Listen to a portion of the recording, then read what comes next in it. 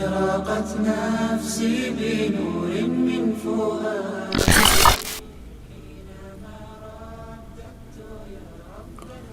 Bismillahirrahmanirrahim. Assalamualaikum warahmatullahi wabarakatuh. Alhamdulillah, alhamdulillahirabbil alamin. Nahmaduhu wa nasta'inuhu wa nastaghfiruh. Wa na'udzu billahi min shururi anfusina wa sayyiati a'malina. Man yahdihillahu fahuwal muhtad wa man yudlil falan tajida lahu waliyyan mursyida. Asyhadu an la ilaha illallah wahdahu la syarika lah wa asyhadu anna Muhammadan 'abduhu wa rasuluhu la nabiyya wa la rasula ba'dah. Allahumma salli wa sallim wa barik ala nabina Muhammad wa ala alihi wa sahbihi wa man ittaba'ahu bi ihsanin ila yaumil qiyamah, amma ba'd. Rabbi israh li sadri wa yassir li amri wa hlul 'uqdatam min lisani yafqahu qawli. Rabbi zidna ilma warzuqna fahma. Peserta Zoom kajian Kasih Himayah Foundation dimanapun Anda berada, alhamdulillah, kalimat pertama yang kita ucapkan untuk memulai kajian kita pada kesempatan pagi hari ini, dengan izin Allah Subhanahu wa taala kita memujinya atas segala nikmat yang Allah lekatkan pada diri setiap kita, nikmat iman dan Islam, karena nikmat inilah yang kemudian bekerja menjadikan kita tertarik untuk mengikuti kajian ini, dengan harapan Allah Subhanahu wa taala akan memberikan keberkahan dalam waktu-waktu kita, agar Allah Subhanahu wa taala menambahkan ilmu kita, kemudian menggerakkan kita untuk beramal saleh, menambah pundi-pundi pahala kita, memberatkan mizan kita, dan menambah catatan kebaikan dalam sahifah kita. Dan juga kita bersyukur kepada Allah Subhanahu wa taala atas nikmat sehat, ya, dan sempat yang Allah berikan kepada kita. Tanpa dua nikmat ini mustahil kita bisa mengikuti kegiatan kajian Zoom pada kesempatan pagi hari ini. Maka semoga Allah Subhanahu wa taala menjadikan setiap waktu yang Allah berikan kepada kita menjadi waktu yang diberkahi oleh Allah Subhanahu wa taala, waktu usia yang dihabiskan untuk ketaatan kepada Allah Subhanahu wa taala. Karena ada satu makalah yang penting untuk kita renungkan, ya, sebagai muqaddimah saya pada kesempatan kajian kita pada pagi hari ini. Kalau tidak salah ini ucapan dari Imam Junaid Al-Baghdadi, beliau mengatakan, min alamati i'tiradillahi 'alal 'abdi, tanda atau ciri, satu dari sekian tanda ciri bahwasanya Allah Subhanahu wa taala berpaling dari seseorang. Apa tandanya Allah Subhanahu wa taala kemudian berpaling dari diri seseorang? Ayyushghilahu bima la ya'ni. Maka tandanya adalah, kata beliau, Allah menyibukkan orang tersebut pada sesuatu yang tidak bermanfaat bagi dia. Jadi ini sesuai dengan hadis Nabi SAW, min husnil islamil mar'i tarkuhu ma la ya'ni. Maka ciri tanda kebaikan diri seorang muslim adalah dia mampu meninggalkan sesuatu yang tidak bermanfaat bagi dirinya. Apa maksudnya tidak bermanfaat? Ini adalah tidak ada nilai tambah di situ, tidak ada keberkahan dalam aktivitasnya. Maka kita perlu memeriksa diri kita. Kira-kira waktu kita, usia kita, ya, 24 jam dalam sehari dihabiskan untuk apa? Ya, 7 hari dalam sepekan kita dominan menghabiskannya untuk apa? Sesuatu yang bermanfaatkah? Yang punya nilai ibadahkah? Atau justru sebaliknya? Ya, maka periksalah waktu-waktu kita. Maka dari situ kita tahu apakah kita sudah menggunakan nikmat Allah dengan amanah, dengan penuh kebaikan, dan kita tahu apakah usia kita adalah usia yang diberkahi atau tidak. Karena kalau kita disibukkan dengan kebaikan dan amal-amal ketaatan, maka itu salah satu tanda indikasi yang penting untuk kita lihat bahwasanya Allah Subhanahu wa taala memberkahi usia dan waktu kita. Dan semoga Allah Subhanahu wa taala menjadikan keikutsertaan kita dalam kajian Zoom pada kesempatan hari ini bagian dari usaha kita menyibukkan, menghabiskan usia dan waktu kita dalam kebaikan-kebaikan, sehingga Allah Subhanahu wa taala berkenan memberkahi waktu dan usia kita. Salat bering salam semoga tercurah limpahkan kepada Nabi kita Nabi Muhammad sallallahu alaihi wasallam. Allahumma salli ala Muhammad wa ala ali Muhammad. Suri tauladan kita semuanya, yang kita semoga diberikan keistiqomahan untuk senantiasa mengikuti beliau, ya, mengerjakan sunnah-sunnah yang beliau tinggalkan, mau meniru, menteladani akhlak mulia beliau, dan semoga dengan itu menjadikan modal kita kelak kita layak dan pantas untuk mendapatkan syafaat darinya. Dan kita bermohon kepada Allah Subhanahu wa taala agar Allah Subhanahu wa taala berkenan mengumpulkan kita dengan baginda Nabi sallallahu alaihi wasallam dan orang-orang saleh sebelum kita di surganya. Amin ya rabbal alamin. Para jamaah peserta kajian Kasih Himayah Foundation dimanapun Anda berada, alhamdulillah saya berbahagia bisa mengisi kajian kita pada kesempatan hari ini. Semoga ini dicatat sebagai pemberat timbangan kebaikan kita semuanya. Adapun kajian kita pada pagi hari ini, kita mendapatkan satu judul yang ingin diangkat adalah tentang patah hati 3 orang Nabi. Wah, apa maksudnya? Ya, kita mungkin judulnya kadang agak bombastis. Ya. Apa yang ingin kami sampaikan pada kajian kali ini adalah tentang 3 sosok Nabi yang Allah Subhanahu wa taala kisahkan di dalam Al-Quran. Yang ketiganya adalah Nabi besar, termasuk Rasul Ulul Azmi. Ya. 3 Nabi dan 3 Rasul yang paling berat ujiannya dalam dakwah, menyampaikan kebenaran dan risalah tauhid kepada umatnya. Dan 3 Nabi ini punya simpulan-simpulan yang mirip soal patah hati.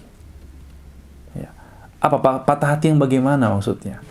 Patah hati itu begini, biasanya orang itu akan sakit hati, patah hati, kecewa ketika sesuatu yang dia harapkan tidak terpenuhi. Secara umum seperti itu. Ya, seseorang itu akan kecewa, terluka ketika disikapi tidak sesuai dengan yang dia harapkan dan dia inginkan. Maka akan timbullah perasaan kecewa, sakit hati dan patah hati tadi.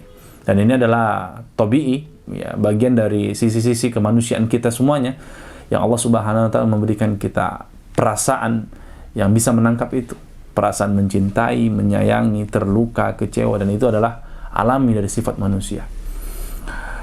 Dan manusia itu diberikan Allah Subhanahu wa taala rasa sayang, rasa cinta kepada orang-orang yang dia dekat dengan dia.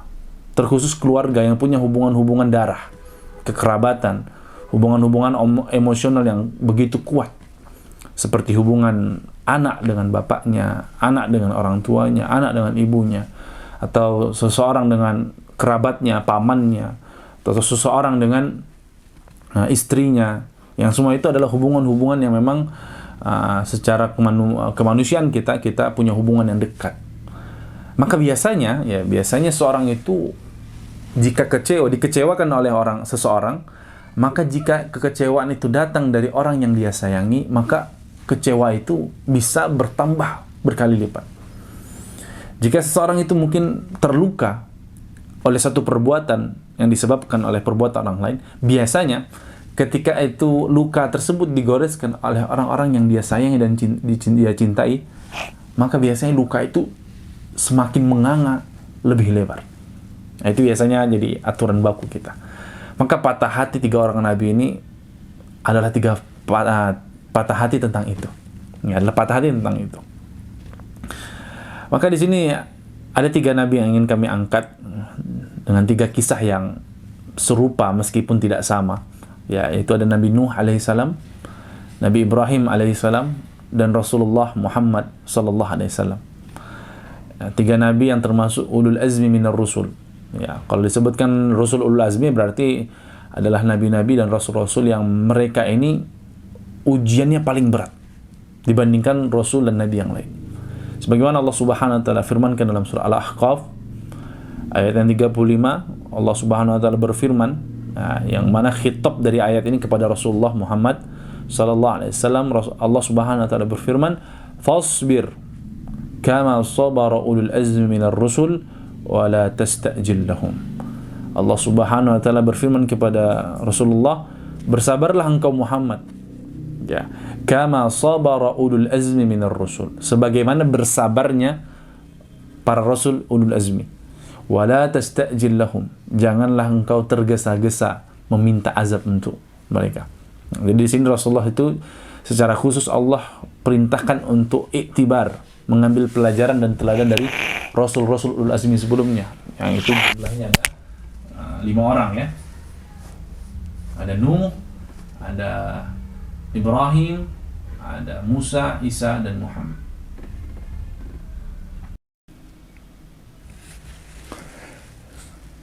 Maka memang di balik perintah Allah kepada Rasulullah sallallahu alaihi wasallam untuk mengambil teladan di situ, maka ini menunjukkan bahwasanya banyak faidah, keteladanan, pelajaran yang bisa kita ambil. Terlebih lagi Allah Subhanahu wa taala mengabadikan kisah mereka di dalam Al-Qur'an, sehingga umat-umat setelah Nabi SAW bisa mengambil pelajaran tersebut. Ya, pelajaran yang tidak akan lekang oleh zaman. Ya, kapanpun, dimanapun, dan siapapun bisa mengambilnya. Fa'tabir ya ulil albab. Maka hendaknya orang-orang berakal mengambil pelajaran tersebut. Kita mulai dari Nabi Nuh alaihissalam. Ya. Nabi Nuh alaihissalam ini adalah rasul pertama yang Allah utus di muka bumi ini. Ya. Nabi Nuh ini di dalam Al-Quran Allah sebutkan kurang lebih sebanyak 33 kali penyebutan namanya. Ya, dia diutus kepada suatu umat yang memang punya sifat kekafiran dan pembangkangan yang luar biasa. Ingkar, kufur yang sulit dicari tandingannya. Bayangkan Allah Subhanahu wa taala menceritakan bahwasanya Nabi Nuh alaihissalam ini berdakwah kurang lebih 1000 tahun kurang 950 tahun. Akan tapi yang beriman dari proses panjang dakwah yang hampir 10 abad tersebut tidak lain hanya sekitar 70 orang yang beriman, sebagaimana disebutkan oleh Imam Ibnu Katsir dalam tafsirnya. Dan inilah jumlah yang kemudian naik ke atas kapal, selamat dari musibah banjir besar ketika itu. Ya, Nabi Nuh alaihissalam ini bahkan Allah Subhanahu wa taala berikan satu surat khusus dengan namanya, ya, dalam di Yus 29 ya, itu menceritakan tentang bagaimana perjuangan Nabi Nuh alaihissalam berdakwah di tengah kaumnya. Ya, sebagaimana Allah Subhanahu wa taala merekam bagaimana Nabi Nuh alaihissalam mengadukan perihal kaumnya, Rabbi inni da'autu qaumi laila wa nahara.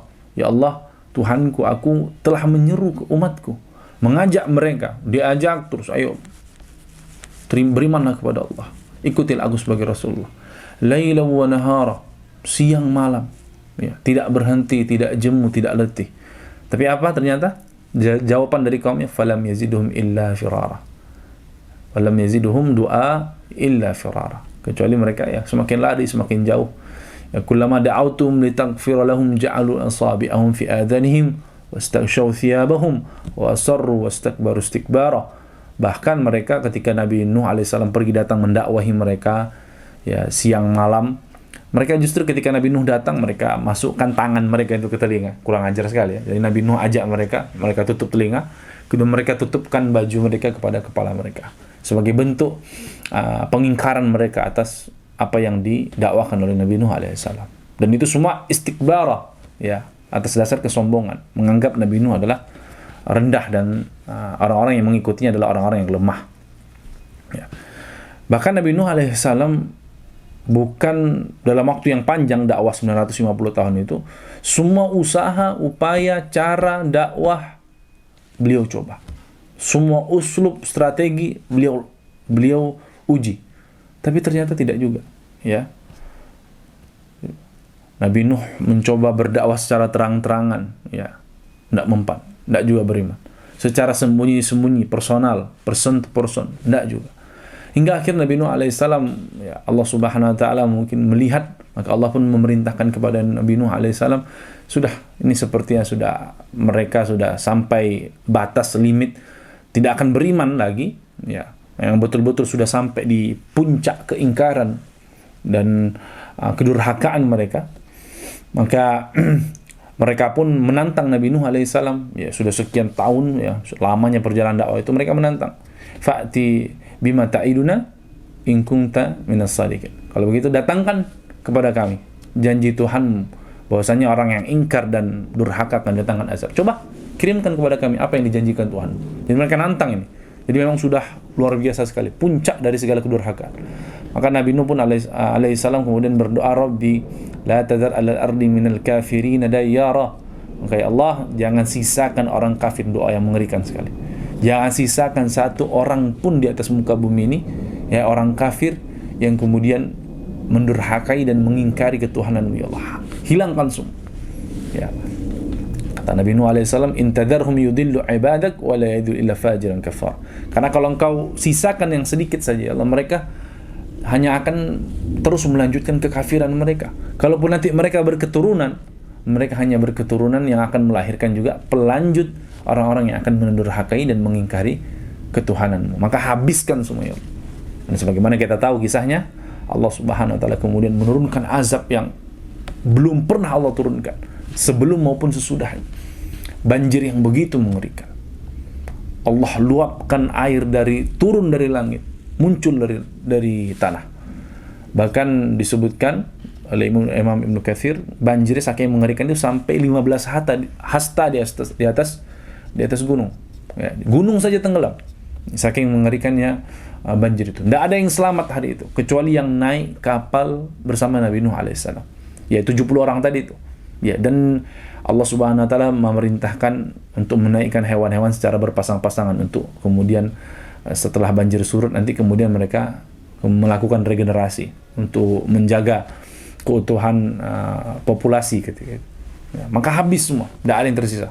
Maka bisa dikatakan manusia hari ini yang hidup ini semuanya keturunan orang-orang yang naik kapal bersama Nabi Nuh alaihissalam. Ya.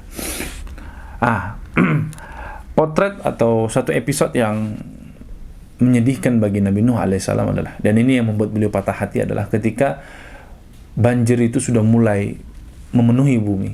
Ya, orang-orang sudah mulai lari ketakutan. Nabi Nuh alaihissalam dan orang-orang yang beriman bersamanya sudah naik di atas kapal. Ya, kapal sudah mulai berlayar. Maka ketika itu Nabi Nuh alaihissalam, sebagaimana yang Allah rekam dalam surat Hud ayat 42, wa hiya tajri bihim fi mawjin kal jibal, dan bahtera itu kemudian berlayar membawa mereka dalam gelombang laksana gunung. Nah, inilah kemudian disebutkan itu gunung saya tenggelam. Ya. Maka ketika itu Nabi Nuh alaihissalam mendapati salah seorang anaknya yang tidak naik di atas kapal. Ya, Nurul Mufassir namanya adalah Kan'an. Ya, anak yang keempat. Maka Nabi Nuh alaihissalam ketika mendapati anaknya di atas gunung, kemudian dia memanggil anaknya. Wa nada Nuhun ibnahu wa kana fi ma'zili ya bunayya arkam ma'ana. Wahai anakku, ya, naik bersama saya. Ayo naiklah bersama kami. Irkam ma'ana. Naik di atas kapal. Ya, biar selamat. Ya, Nabi Nuh alaihissalam mengajak anaknya, ayo naik di atas kapal agar selamat bersama kami. Dan lihat bagaimana Nabi Nuh alaihissalam mengucapkan kata ya bunayya. Kalau dalam uslub bahasa Arab, ini adalah panggilan yang penuh dengan kelembutan, penuh kasih sayang, penuh cinta. Ya, menunjukkan Nabi Nuh alaihissalam mencintai putranya ini, Kan'an. Ya. Maka Nabi Nuh alaihissalam menawarkan, ayo naik bersama kami. Ya. Wala takum ma'al kafirin, dan janganlah engkau bersama orang-orang yang kafir. Maka Syekh Abdul Karim Zaidan menyebutkan dalam Al-Mustafad bahwasanya kenapa Nabi Nuh alaihissalam mengajak ini anaknya ke atas kapal, karena Nabi Nuh ternyata tidak tahu bahwasanya anaknya ini tidak beriman kepada dakwah yang dibawa oleh Nabi Nuh alaihissalam. Ternyata anaknya ini menyimpan kekafiran yang tidak diketahui oleh Nabi Nuh alaihissalam. Makanya Nabi Nuh mengatakan wala takum ma'al kafirin, janganlah engkau wahai anakku bersama orang-orang yang kafir, karena orang-orang kafir celaka, pasti akan binasa ini hari. Semua akan ditenggelamkan oleh Allah Subhanahu wa taala. Maka jangan bersama mereka. Naik bersama kami. Naik ke kapal, ayo. Ya. Tapi jawaban sang anak, si Kan'an ini justru sesuatu yang tidak diharapkan oleh Nabi Nuh alaihissalam. Qala sa'awi ila jabali ya'simuni minal ma'. Ya. Kata anaknya apa? Oh enggak. Tidak ayah. Saya hanya cukup naik ke atas gunung, ya. Dan kalau saya di atas gunung kan gunung tinggi, maka saya tidak akan terkena banjir. Ya, selamat. Ya, pasti saya selamat kalau naik atas gunung. Karena mungkin cara berpikirnya, ya banjir tidak mungkin sampai akan menenggelamkan gunung. Maka Nabi Nuh alaihissalam mengatakan, qala la asimal yaum min amrillah. Hari ini tidak ada yang selamat dari keputusan Allah. Semua akan mati, binasa. Karena Nabi Nuh tahu, karena dia yang berdoa, jangan sampai Allah sisakan orang-orang yang ingkar di atas muka bumi ini. Satu pun tidak. Maka tidak ada yang selamat pada hari itu. Nabi Nuh tahu itu. Maka Nabi Nuh ajak anaknya agar dia selamat, buah hatinya ini agar selamat naik ke atas kapal. Tapi ternyata anaknya menolak. Ya, dan Nabi Nuh dengan penuh kesedihan menyaksikan bagaimana putranya kemudian Allah tenggelamkan bersama orang-orang yang durhaka dan mengingkarinya. Ya.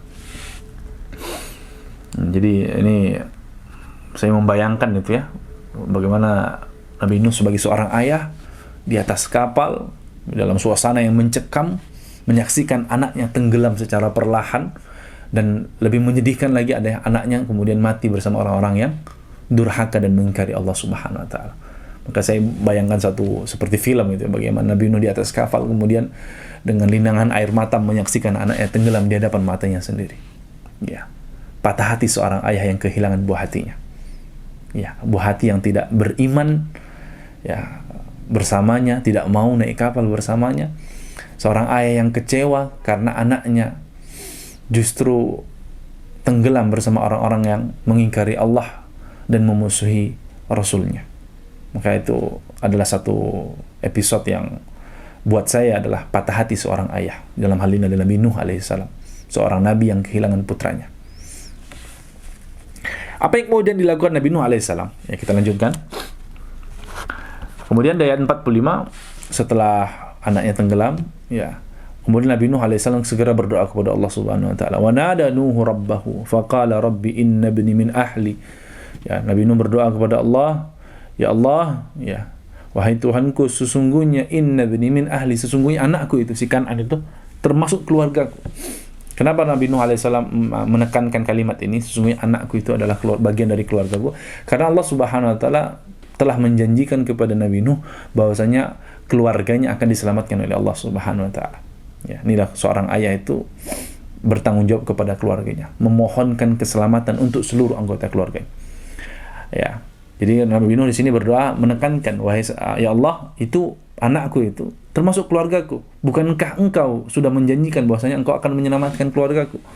Wa inna wa'dakal haq wa anta ahkamul hakimin. Dan sesungguhnya janjimu adalah benar adanya. Dan engkau adalah engkau adalah zat yang maha bijaksana.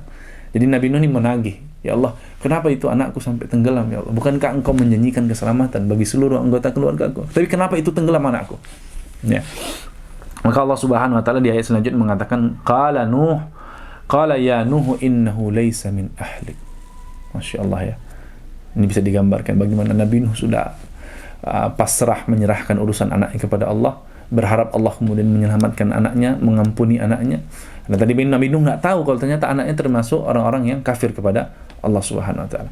Maka kata Allah Subhanahu wa taala yang maha mengetahui isi hati seseorang mengatakan, wahai Nuh, innahu laysa min ahlik. Sesungguhnya anakmu yang tenggelam itu, si Kan'an ini, bukan termasuk keluargamu. Kenapa? Karena Allah Subhanahu wa taala menjanjikan keluarga yang selamat adalah keluarga yang beriman saja, sementara anaknya tidak beriman. Maka kata Allah, innahu laysa min ahlik. Dia bukan termasuk keluarga. Innahu amalun ghairu salih. Sesungguhnya dia itu termasuk amal yang perbuatan yang tidak baik. Ya. Fala tas'alni ma laysa laka bihi ilm. Inni a'idzuka an takuna minal jahilin. Maka aku peringatkan, wahai Nuh, jangan kau meminta kepadaku sesuatu yang kau tidak ketahui. Ya. Inni a'idzuka an takuna minal jahilin. Maka aku peringatkan engkau, wahai Nuh, jangan kau menjadi orang-orang yang jahilin, orang-orang yang bodoh. Ya. Maka Nabi Nuh di sini, bayangkan, saya membayangkan seorang ayah kemudian memohon keselamatan untuk anak. Tapi Allah mengatakan, innahu laysa min ahli. Bukan bagian keluargamu. Innahu amalun ghairu salih. Dia termasuk amal yang tidak baik. Inilah yang saya maksud adalah patah hati seorang ayah kepada anaknya yang kemudian tidak ikut beriman kepadanya. Padahal bapaknya seorang nabi, tapi ternyata tidak jadi jaminan anaknya justru menjadi orang yang tidak beriman kepada Allah dan tidak beriman kepada bapaknya yang dijadikan Allah Subhanahu wa taala nabi dan rasulnya. Inilah patah hati Nabi Nuh alaihissalam. Ya. Maka kemudian singkat cerita, Nabi Nuh kemudian mendarat, ya, anaknya sudah kemudian tenggelam. Maka pelajaran penting bagi seorang ayah adalah bagaimana dia berusaha semaksimal mungkin menjadikan buah hatinya, anak-anaknya adalah orang-orang yang kemudian beriman kepada Allah Subhanahu wa taala. Sebagaimana keinginan Nabi Nuh alaihissalam, bahwasanya anaknya itu Kan'an, dia inginkan menjadi orang-orang yang beriman kepadanya, beriman kepada Allah. Tapi ternyata wallahu yahdi man yasha. Allah memberikan petunjuk hidayah kepada siapa saja yang dia kehendaki. Ini patah hati Nabi yang pertama, Nabi Nuh alaihissalam. Kemudian patah hati yang kedua adalah tentang kisah Nabi Ibrahim alaihissalam. Nabi Ibrahim ini juga termasuk Nabi yang Abul Anbiya, ya, bapaknya para Nabi. Ya, termasuk kalau para pengkaji teologi mengatakan bapak monoteisme, ya. Nah, jadi Nabi Ibrahim disebut bapak ahli tauhid, ya. Nabi Ibrahim dalam Al-Quran Allah sebutkan sebanyak 63 kali penyebutan di dalam Al-Quran, di banyak tempat, dari surat Al-Baqarah hingga sekian surat setelahnya. Jadi disebutkan dalam banyak tempatnya. Nah, Nabi Ibrahim alaihissalam ini sebagaimana kita ketahui, dia diutus kepada kaum yang sama durhakanya, ya. Nabi Ibrahim kemudian sebagai single fighter yang menghadapi kaumnya yang menyembah patung. Kita hafal kisahnya mungkin dalam surah Al-Anbiya, bagaimana dia menghancurkan patung-patung, ya, untuk mematahkan logika kaumnya itu, bahwasanya patung yang mereka buat sendiri, mereka sembah sendiri, dan mereka justru mengharapkan manfaat dan madarat dari apa yang mereka ciptakan sendiri. Maka itu bukan Tuhan, kata Nabi Ibrahim. Hingga akhirnya beliau merencanakan untuk menghancurkan patung-patung tersebut, ya, dihancurkan yang kecil-kecil, kemudian menyisakan yang besar. Kemudian akhirnya dia diadili. Kemudian justru dia di tengah masyarakat dengan tenang mengatakan, coba tanya yang besar, ya, karena saya lihat kapak itu ada di lehernya, mungkin dia yang hancurkan. Maka kemudian justru orang-orang itu secara sadar mengatakan, bagaimana mungkin, ini kan cuma batu, tidak bisa berbuat apa-apa, bagaimana mungkin dia akan menghancurkan patung-patung yang lebih kecil, berhala-berhala yang lebih kecil. Nabi Ibrahim kemudian mengatakan, justru kalian itu yang aneh itu. Ya, bagaimana mungkin kalian menyembah sesuatu yang kalian buat sendiri, ya, kalian ciptakan sendiri dan tidak bisa mendatangkan manfaat dan mandor, tapi kalian sembah. Justru ufil lakum wa lima ta'budun, ya, maka celakalah kalian, ya, sia-sia apa yang kalian sembah ini, tidak ada manfaatnya dan tidak ada gunanya. Jadi ini suatu usaha yang dilakukan Nabi Ibrahim untuk mematahkan logika berpikir kaumnya, kesesatan kaumnya yang menyembah berhala. Dan juga dalam surah Al-An'am Allah Subhanahu wa taala mengisahkan bagaimana Nabi Ibrahim alaihissalam kemudian mematahkan logika kaumnya yang menyembah benda-benda langit seperti bintang, bulan, matahari. Yang ketika itu Nabi Ibrahim mengatakan, ya, bagaimana mungkin kalian menyembah bulan, bintang, matahari? Nah, mereka ini tenggelam. Masa Tuhan yang dikatakan Tuhan itu bisa sirna, bisa tenggelam? Ini bukan Tuhan ini. Aneh sekali kalau kalian menyembah matahari kemudian Tuhan itu terbenam. Bagaimana mungkin kalian menyembah bulan kemudian bulan itu menghilang? Bagaimana mungkin kalian menyembah bintang kemudian bintang itu sirna? Maka di sini Nabi Ibrahim alaihissalam mengatakan, ini bukan Tuhan. Tuhan sungguhnya tidak akan bisa terbenam, tidak akan bisa tenggelam, dan tidak akan bisa sirna. Ya. Bahkan yang paling menarik adalah di sini adalah bagaimana Nabi Ibrahim alaihissalam direkam secara khusus oleh Allah Subhanahu wa taala di dalam surat Maryam, ya, di mana dalam surat itu Nabi Ibrahim terjadi percakapan dengan ayahnya, bapaknya Azar. Dan uniknya adalah Nabi Ibrahim adalah nabi yang menyeru kepada tauhid, ya, kemudian menyalahkan kaumnya yang menyembah patung. Tapi ternyata yang unik adalah bapaknya dikisahkan, diriwayatkan justru adalah pembuat patung itu sendiri, pembuat Tuhan-Tuhan yang disembah oleh kaumnya. Jadi hebat bapaknya, pembuat Tuhan. Ya, bapaknya Ibrahim adalah pembuat Tuhan. Nah, di situ dalam surat Maryam Allah Subhanahu wa taala merekam percakapan antara Ibrahim dengan bapaknya. Di dalam Al-Qur'an Allah Subhanahu wa taala merekam percakapan tersebut. Bagaimana Nabi Ibrahim alaihissalam berusaha meruntuhkan keyakinan bapaknya sebagai usaha dakwah beliau kepada sang ayah. Bagaimana Nabi Ibrahim alaihissalam berusaha menunjukkan kesalahan bapaknya yang menyembah patung. Ya, jadi Nabi Ibrahim kembali menunjukkan kesalahan argumentatif dari para penyembah patung selain Allah Subhanahu wa taala. Maka di sini dalam surat Maryam, dimulai dari surat Maryam yang ayat ke-42, Allah Subhanahu wa taala merekam percakapan Ibrahim dengan bapaknya, dengan ayahnya, dengan percakapan yang luar biasa, bagaimana Nabi Ibrahim menunjukkan kecintaannya kepada sang ayah. Seorang anak yang menginginkan kebaikan pada diri ayahnya. Dan inilah yang disebut para ulama sebagai ghayatul mahabbah, puncak dari semua cinta. Ketika seseorang menginginkan keselamatan dan kebaikan bagi orang yang dia cintai. Allah Subhanahu wa taala merekam percakapan ini di ayat yang 42, "Idz qala li abihi ya abati lima ta'budu ma la yasma' wa la yubsir wa la yughni anka syai'a." Ya, Nabi Ibrahim memulai kalimatnya ya abati. Ini kalau kita dari sisi bahasa Arab, ini adalah ungkapan yang penuh dengan rasa ta'zim, hormat, ya, penuh cinta dan kasih sayang. Ya. Ini kan abati dari kata abi, ayahku. Tapi kalau ya abati, maka ini dia pakai sigoh yang lebih tinggi dari sekedar ungkapan ayah. Jadi dia ada muatan cinta dan kasih sayang di dalamnya. Ada muatan penghormatan di sini. Ya abati lima ta'budu ma la yasma' wa la yubsir wa la yughni anka syai'a. Wahai ayahku, kenapa engkau menyembah sesuatu yang tidak bisa melihat, tidak bisa mendengar, dan tidak bisa bermanfaat untukmu? Nah, jadi Nabi Ibrahim berusaha menundukkan, menyadarkan ayahnya berdasarkan logika ketuhanan. Bagaimana mungkin engkau menyembah sesuatu yang tidak bisa mendatangkan manfaat apa-apa? Jangankan mendatangkan manfaat, melihat dan mendengar pun dia tidak bisa. Toh juga patung-patung ini engkau sendiri yang membuat. Bagaimana mungkin engkau membuat Tuhan, kemudian Tuhan yang kau buat kau sembah sendiri dan kau mau menyembahnya? Nah, jadi seakan-akan Nabi Ibrahim berusaha menyadarkan sang ayah melalui argumentasi ilmiah. Nah, ini hebatnya Nabi Ibrahim alaihissalam. Akan tapi di sini bukan berarti Nabi Ibrahim alaihissalam kemudian tidak hormat kepada ayahnya. Tidak. Dibuktikan dengan ucapan permulaan kalimatnya dengan ucapan ya abati. Ini menunjukkan Nabi Ibrahim sedang mengukuhkan dirinya, aku ini adalah anakmu, ya, dan aku memanggilmu dengan sebutan yang baik. Maka yang tidak lain dan tidak bukan seruanku adalah seruan mengajakmu kepada kebenaran.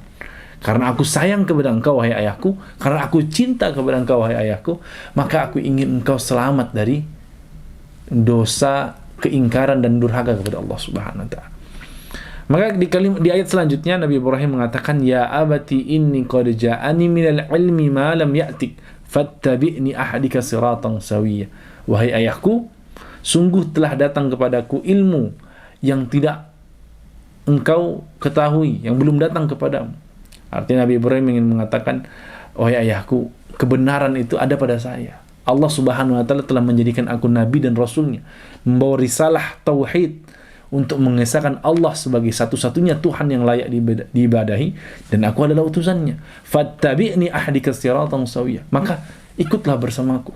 Nabi Ibrahim mengajak kepada ayahnya, ikutlah bersamaku, aku akan membawamu kepada jalan yang benar, jalan yang diridhoi dan jalan yang diinginkan oleh Allah Subhanahu wa taala.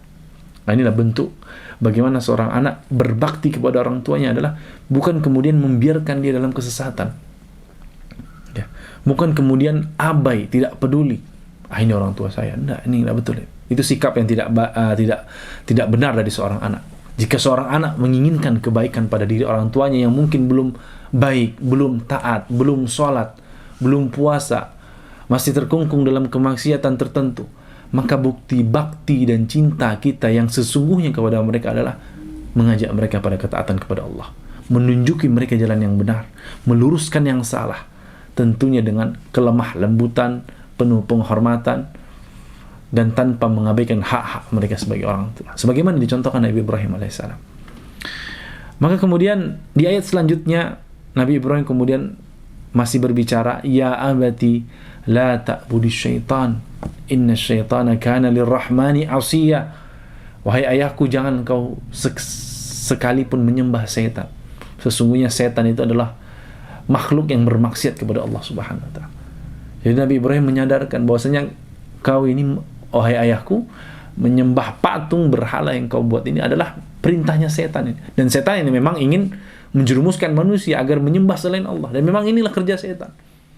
Jadi Nabi Ibrahim tidak hanya sekedar menyalahkan ayahnya sebagai pribadi, tapi memberikan salah satu alasan lain di luar kesalahan sang ayah. Ada setan yang menyesatkan dia, ya, mengajak manusia untuk menyembah selain Allah Subhanahu wa taala. Maka di sini Nabi Ibrahim mengingatkan, jangan sembah setan wahai ayahku. Sesungguhnya kalau kau sembah berhala, berarti kau sedang menyembah setan. Dan setan itu kemudian menginginkan manusia agar manusia tidak menyembah Allah Subhanahu wa taala. Ini cara setan. Kemudian di ayat selanjutnya, di ayat ke-45, Nabi Ibrahim kembali menyuruh ayahnya, ya abati inni akhafu ayyamassaka adzabu minar rahman fatakuna lisyaitani waliyah.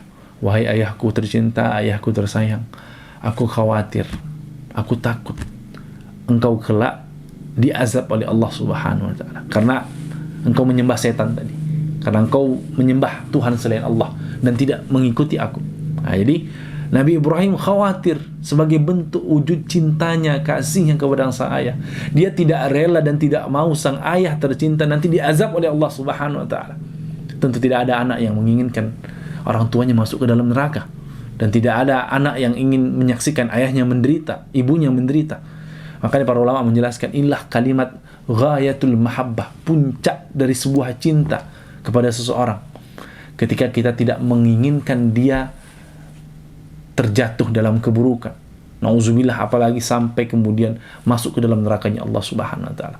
Maka orang yang mencintai seseorang hendaklah dia mengajak orang tersebut kepada kebaikan dan ketaatan kepada Allah, dan menghindari segala bentuk perbuatan-perbuatan yang akan mengantarkan dia ke dalam nerakanya Allah Subhanahu wa taala dan mendapatkan azab Allah Subhanahu wa taala.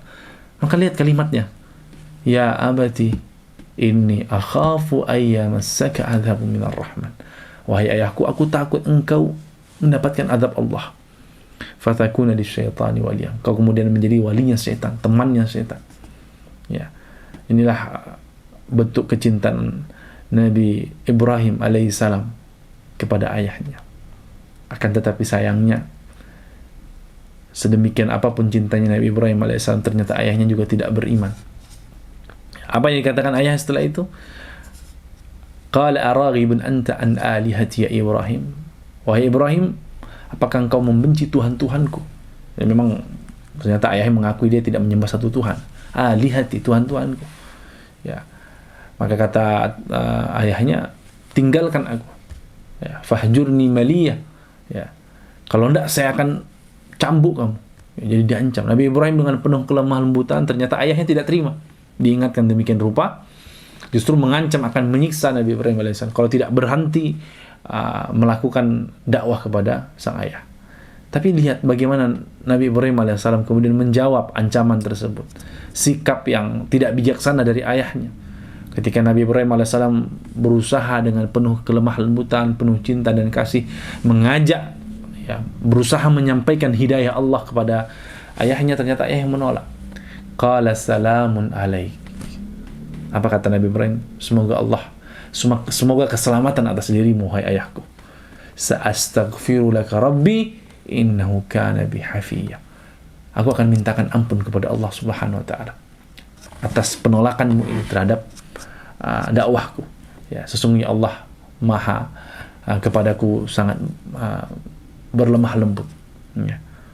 Maka lihat ini, bagaimana Nabi Ibrahim, bagaimanapun ayahnya bersikap menyikapi dakwah yang ditawarkan kepada dari Nabi Ibrahim alaihissalam, ternyata sang ayah juga menolak. Tapi Nabi Ibrahim nggak kalah sikapnya dan akhlaknya kepada orang tua, sang ayah. Maka ini contoh bagi kita, bagaimanapun orang tua kita menyimpang, bahkan hatta dia kafir sekalipun, non muslim sekalipun, tidak kemudian membuat kita sah, layak dan pantas bersikap tidak hormat kepada mereka. Tolong dicatat ini ya, teman-teman peserta Zoom sekalian. Ya, meskipun orang tua kita tidak beriman sekalipun, ya, jahat sekalipun, ya, melakukan dosa sebesar apapun, kemudian itu tidak menjadikan kita layak, pantas memperlakukan mereka secara tidak hormat. Nah, ini sebagaimana Nabi Ibrahim alaihissalam, ayahnya mengancam akan mencambuk, mengusir, tapi dia tetap mengatakan salamun alaik, semoga engkau selamat wahai ayahku, dan aku akan memintakan ampun kepadamu. Ya. Di mana letak patah hati Nabi Ibrahim? Adalah ketika ayahnya meninggal, dan sebagaimana dia meninggal dalam keadaan kekafiran, kufur kepada Allah, durhaka kepada Allah, mengingkari Allah dan Rasulnya, maka Allah Subhanahu wa taala menjanjikan neraka. Tapi Nabi Ibrahim kemudian tetap memintakan ampun karena dia berjanji, astaghfiru laka rabbi, aku akan mintakan ampun. Tapi akhirnya Allah Subhanahu wa taala menegurnya, Nabi Ibrahim alaihissalam, sudah, kau tidak perlu memintakan ampun, sebagaimana dalam surat Al-Mumtahanah. Ya, Allah jelaskan, tidak perlu engkau, tidak pantas seorang beriman itu memintakan ampun kepada orang-orang yang musyrik, meskipun itu bapak mereka ataupun keluarga mereka. Ya. Sesungguhnya Nabi Ibrahim alaihissalam memintakan ampun itu bukan karena sengaja, karena dia sudah berjanji kepada bapaknya akan memintakan ampun. Maka itulah patah hatinya seorang anak, yaitu Ibrahim alaihissalam, kepada ayahnya. Ayahnya yang dia cintai, yang dia sayangi, ternyata mati dalam keadaan tidak beriman kepada Allah Subhanahu wa taala. dan Allah kemudian melarang Nabi Ibrahim memintakan ampun kepada bapaknya. Inilah patah hatinya Nabi Ibrahim alaihissalam. Kemudian kita masuk ke Nabi yang tiga. Nabi yang ketiga adalah Nabi kita Nabi Muhammad sallallahu alaihi wasallam. Nabi Muhammad sallallahu alaihi wasallam disebutkan 5 kali, 4 kali dengan penyebutan Muhammad dan 1 kali dengan sebutan Ahmad dalam Al-Quran. Apa episode patah hati Nabi Muhammad sallallahu alaihi wasallam?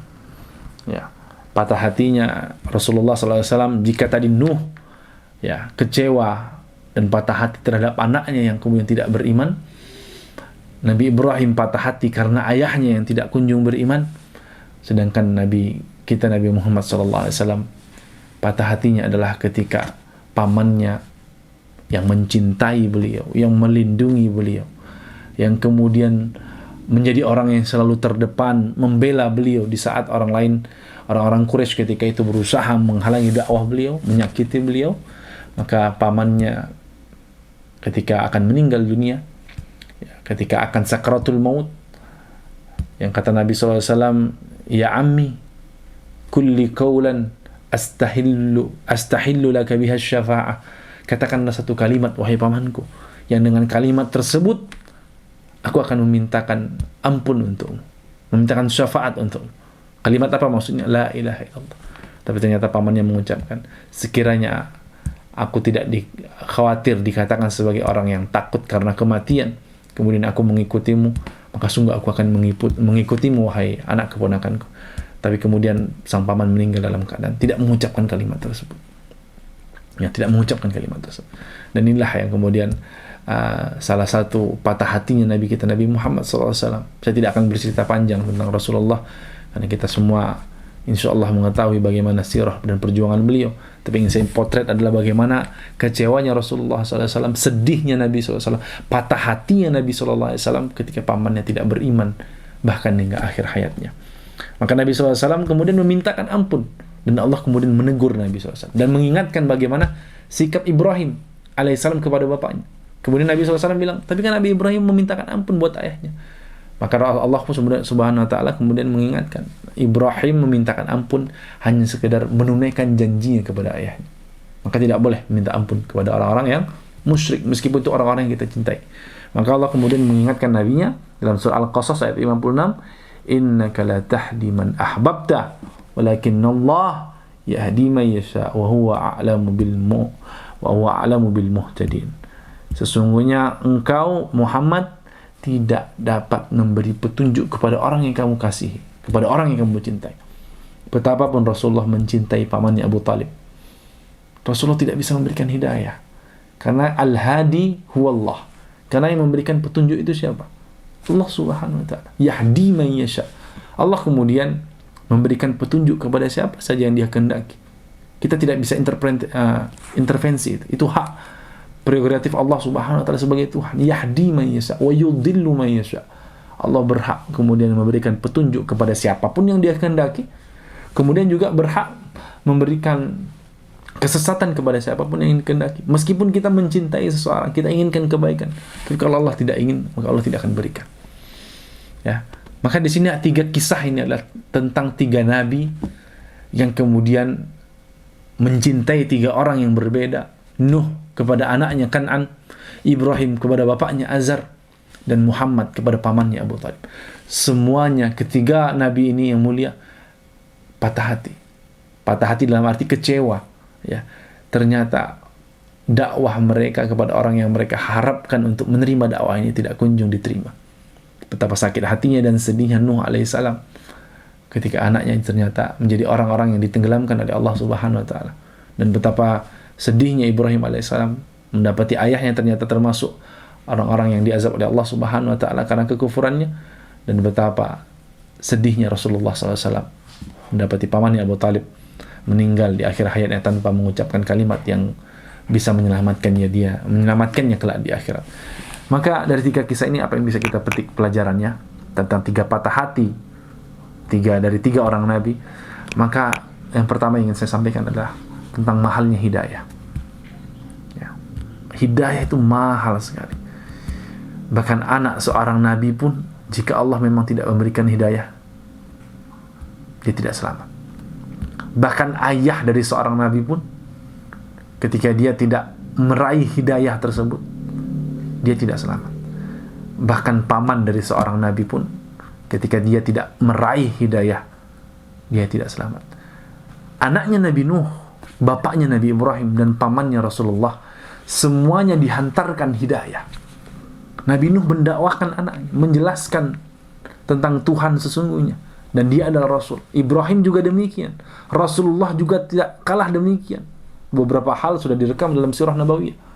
Tapi ternyata bagaimanapun hidayah itu ditawarkan, tapi tidak segera dipeluk oleh ketiganya, maka ternyata mereka tidak mendapatkan apa-apa dari hidayah yang disodorkan kepada mereka. Mereka kemudian mati dalam keadaan tidak mendapatkan hidayah Allah Subhanahu wa taala. Mereka tidak beriman. Padahal Allah sudah Subhanahu wa taala mengatakan, "Fala tamutunna illa wa antum muslimun."